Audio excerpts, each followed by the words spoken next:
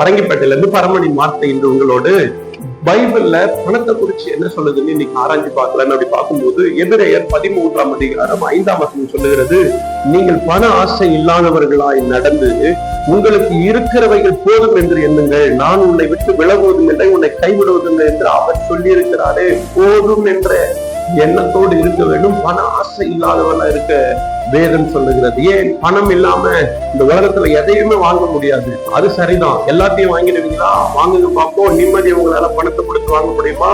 இல்லைன்னா கடைசி காலத்துல 80 வயசு ஆயிடுச்சு, கட்டுக்கட்டா படியில பணத்தை வச்சிருக்கிற என்ன பண்ண முடியும் உங்களால? வயதான காலத்துல ஒண்ணுமே பண்ண முடியும். கூடி கூடியா சேர்த்த வீடு மேல வீடு கட்ட, நகை மேல நகை கட்ட, ஒருத்தவங்க ஒரு வரம் கேட்டானா நான் எதை தொட்டாலும் தங்கமா இருந்தது. கடவுள் அவனுக்கு நீ எதை தொட்டாலும் தங்கமாயிடுன்னு போனான், கேட்ட போட்டான், திறந்தான், தங்கமாயிடுச்சு. வீட்டு கதவை திறந்தான், தங்கமாயிடுச்சு.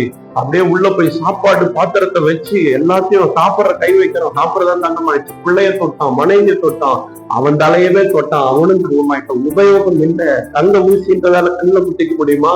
கடைசி காலத்துல உங்களுக்கு எது மீட்டுனா 6 அடி நிலம் மட்டுமே. அதுலயும் எல்லாத்தையும் உருவித்தான் விடுறான்.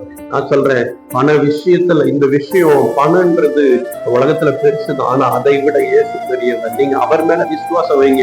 அவர் உங்களுக்கான நிம்மதி, அவங்களுக்கான சமாதானம், உங்களுக்கான சுகத்தை கர்த்தர் தர வல்லவரா இருக்கிறார். வசனம் சொல்லுகிறது உபாகமம் 16:19, பணம் ஞானிகளுடைய கண்களை மறைத்து விடுமா. அது அண்ணன், தம்பி, தங்கச்சி, அக்கா, சொந்தம், பந்தம், அப்பா யாரா இருந்தாலும் பண விஷயத்துல கோவப்பட்டுரும் பாருங்க. பணம் ஆசை இல்லாதவர்களா இருங்க. அது உங்களுக்கு தேவை, உங்களுக்கு தர வேண்டியது, இருக்க வேண்டியது ஆண்டவர் தருவார். அவரை பிடித்துக் கொள்ளுங்க, உங்களை நடத்துவார். உங்களுக்காக செபிக்கிற நண்பின் ஆண்டவரே, இந்த நல்ல நேரத்தை சந்திக்கிறோம்.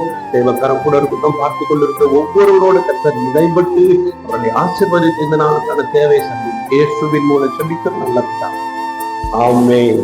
God bless you.